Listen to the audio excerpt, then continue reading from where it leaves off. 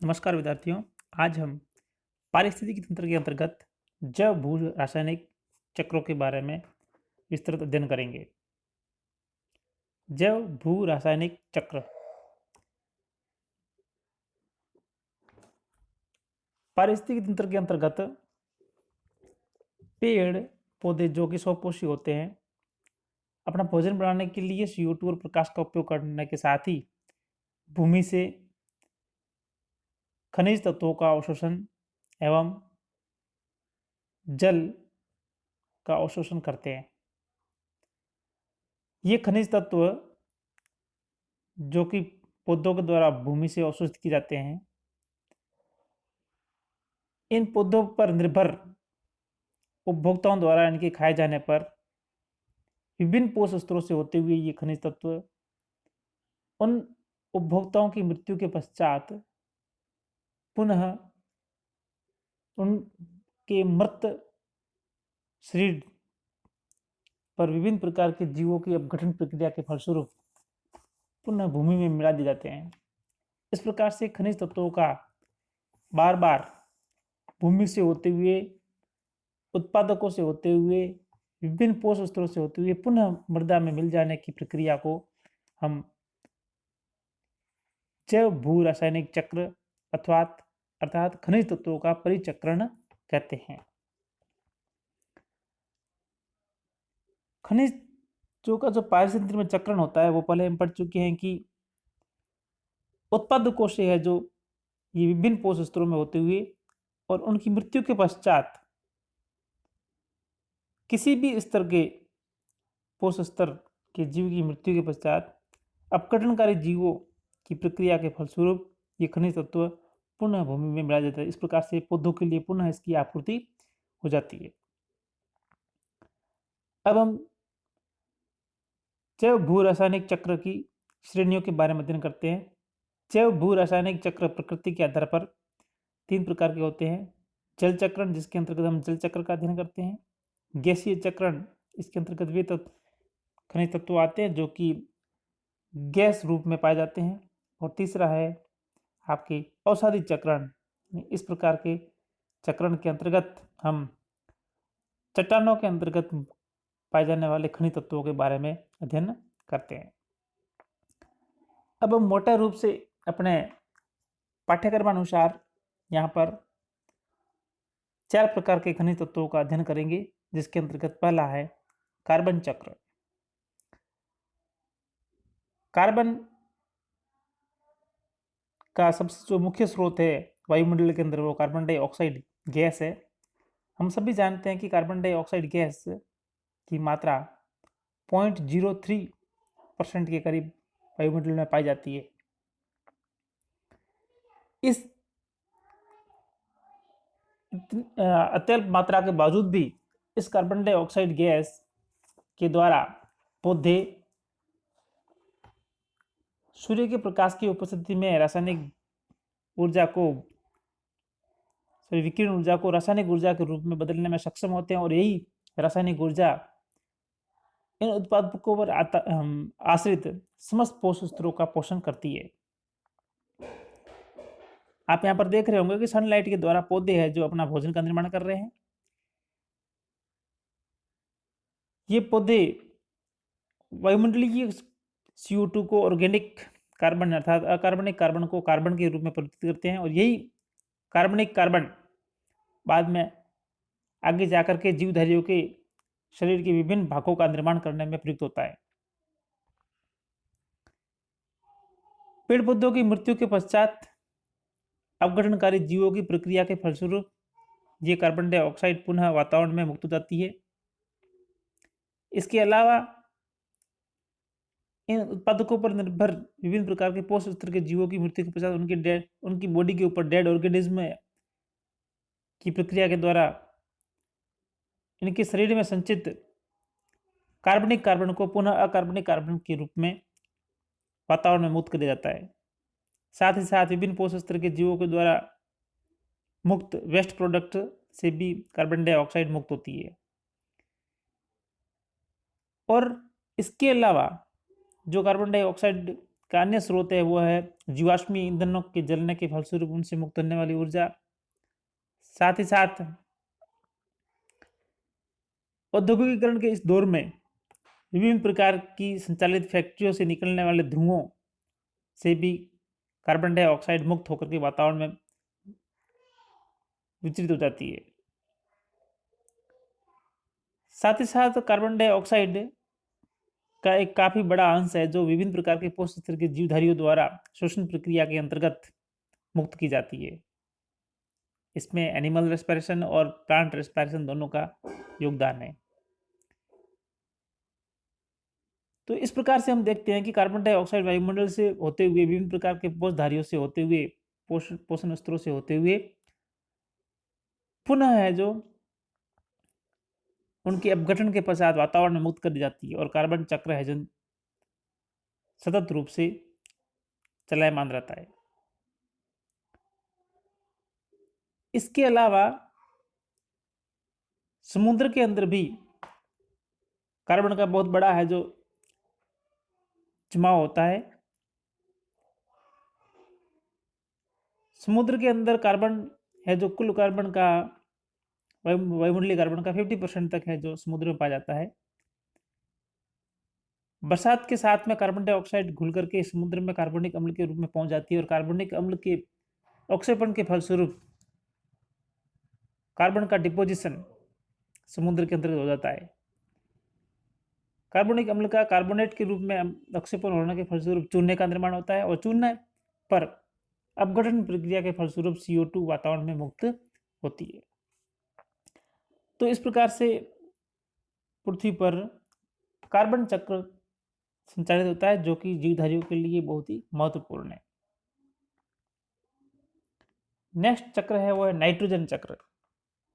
Nitrogen ये भी है जो कार्बन की तरह नाइट्रोजन भी एक गैसीय चक्र है जो कि समस्त जीवधारियों के लिए अति महत्वपूर्ण है। कि हम सभी जानते हैं कि नाइट्रोजन जो कि प्रोटीन का एक महत्वपूर्ण हिस्सा है क्योंकि प्रोटीन अमीनो अम्ल के बने होते हैं और अमीनो अम्ल का नाइट्रोजन है जो मुख्य घटक होता है।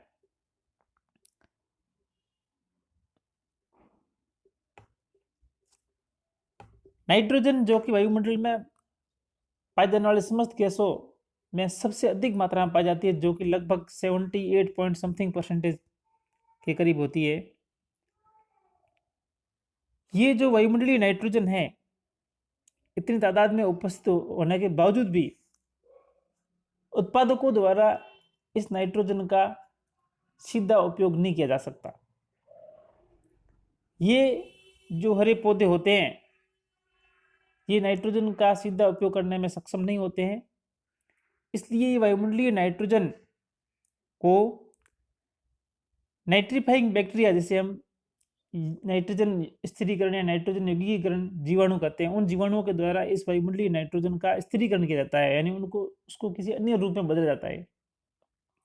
इस नाइट्रोजन को अमोनिफाइंग जो बैक्टीरिया होते हैं वो इसको है जो अमोनिया में कन्वर्ट करते हैं और अमोनिया बाद में है जो नाइट्राइट और नाइट्रेट में परिवर्तित की जाती है। इसे अमोनिया को नाइट्राइट में कन्वर्ट करते हैं, नाइट्रोसोमोनास, नाइट्रोकोकस, और बाद में नाइट्राइट को जो नाइट्रोबैक्टर होते हैं वो है जो नाइट्रेट में कन्वर्ट करते हैं और पौधे इसी नाइट्रेट का नाइट्रोजन स्रोत के रूप में उपयोग करते हैं। और वातावरण में इस प्रकार से स्थिरीकरण के फलस्वरूप नाइट्रोजन की कमी होने लगती है। इस कमी को पूर्ति करने के लिए कुछ डीनाइट्रीफाइंग बैक्टीरिया, विनाइट्री कारक जीवाणु पाए जाते हैं जो क्या करते हैं, पुनः है जो इन अमोनिया, नाइट्राइट या नाइट्रेट को है जो वापस है जो नाइट्रोजन में कन्वर्ट कर देते हैं, जिसके फलस्वरूप ये गैस पुनः वातावरण में मिल जाती है। इस प्रकार से नाइट्रोजन का चक्र नियत बना रहता है। पेड़ पौधों एवं अन्य जीवधारियों की मृत्यु के पश्चात उनके शरीर पर सूक्ष्म जीवों की अपघटन क्रिया के परिणाम स्वरूप ये नाइट्रोजन पुनः वातावरण में मुक्त हो जाती है। इस प्रकार से ये नाइट्रोजन का चक्र है जो वायुमंडल में निरंतर चलायमान रहता है। पेड़ कुछ जीवाणु जो कि महत्वपूर्ण भूमिका निभाते हैं इस नाइट्रोजन चक्र में, नाइट्रोजन यौगीकरण के रूप में, उसके अंतर्गत हमने राइजोबियम के बारे में सुना, जो कि लेग्यूमिनस कुल के जड़ों की ग्रंथियों में पाया जाता है। उनकी ये जो इसके नाइट्रोजन यौगीकरण में बहुत ही महत्वपूर्ण भूमिका होती है। इसके अलावा ऑक्सीकारी और नॉक्सीकारी जीवाणु भी अपनी महत्वपूर्ण भूमिका निभाते हैं। तीसरा है फॉस्फोरस चक्र। फॉस्फोरस एक औषधि चक्र है। पौधों के लिए और अन्य प्राणियों के लिए फॉस्फोरस बहुत ही महत्वपूर्ण घटक है, क्योंकि ये है जो हमारे शरीर के अंतर्गत पाई जाने वाली महत्वपूर्ण ऊर्जा मुद्रा एटीपी का हिस्सा है। उसके साथ ही साथ डीएनए और आरएनए के अंतर्गत जो न्यूक्लियोटाइड्स होते हैं उनके अंदर फॉस्फोरस महत्वपूर्ण घटक होता है। पौधे इस फॉस्फोरस का ऑर्थोफॉस्फेट आयन के रूप में अवशोषण करते हैं। प्राकृतिक रूप से चट्टानों की वेदरिंग प्रक्रिया के फलस्वरूप, उनके अपक्षरण के फलस्वरूप फॉस्फेट की मुक्ति होती है, और ये फॉस्फेट बाद में है जो ऑर्थोफॉस्फेट आयन के रूप में जलीय विलयन के अंतर्गत मौजूद रहते हैं, जिसके फलस्वरूप पौधे इनका अवशोषण करते हैं। और जब इन उत्पादकों द्वारा ऑर्थोफॉस्फेट के रूप में फॉस्फेट का भूमि से जलीय विलयन के रूप में अवशोषण किया जाता है, तो ये इनके शरीर में पहुंचकर विभिन्न प्रकार के जैविक घटकों के निर्माण में प्रयुक्त होता है।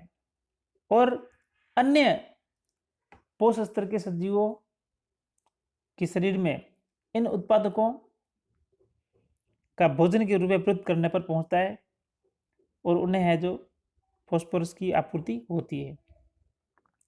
और वायुमंडल के अंदर वापस पुनः है जो इन जीवधारियों की मृत्यु के पश्चात अपघटनकारी जीवाणुओं की इनके शरीर पर अपघटनकारी एंजाइमों की सहायता से अपघटनकारी क्रियाओं के फलस्वरूप पुनः वातावरण में मुक्त हो जाता है। इस प्रकार से वायुमंडल के अंतर्गत जो फॉस्फोरस चक्र औषधि चक्रण के रूप में पाया जाता है, क्योंकि फॉस्फोरस का जो मुख्य स्रोत है वो है जो औषधि चट्टानों के अपक्षरण के फलस्वरूप हमें प्राप्त होता है। चौथा है सल्फर चक्र। सल्फर जो कि अमीनो अम्ल सिस्टीन का मुख्य हिस्सा है, हम सब जानते हैं। सल्फर वातावरण में सल्फर डाइऑक्साइड के रूप में हमें देखने को मिलता है। इसके अलावा सल्फर तीनों प्रकार के चक्र, जल चक्र, गैसीय चक्र और ठोस, इन तीनों अवस्थाओं के अंतर्गत हमें देखने को मिलता है। यहाँ पर आप देख रहे होंगे कि फॉस्फोरस है जो आपको विभिन्न प्रकार के परिपथों से होते हुए उसके परिभ्रमण को दिखाया गया है, जिसके अंतर्गत आप देखोगे तो एटमॉस्फेरिक जो सल्फर है वो सल्फर डाइऑक्साइड के रूप में होता है।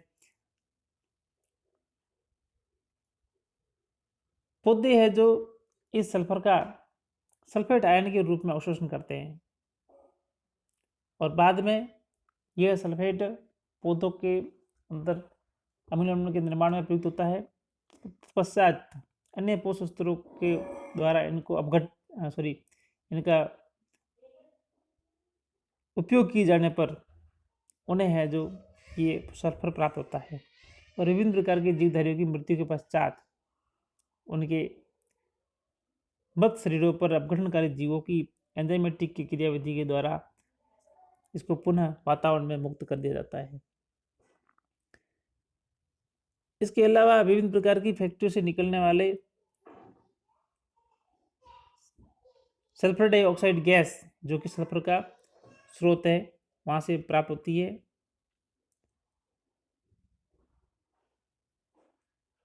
और सल्फर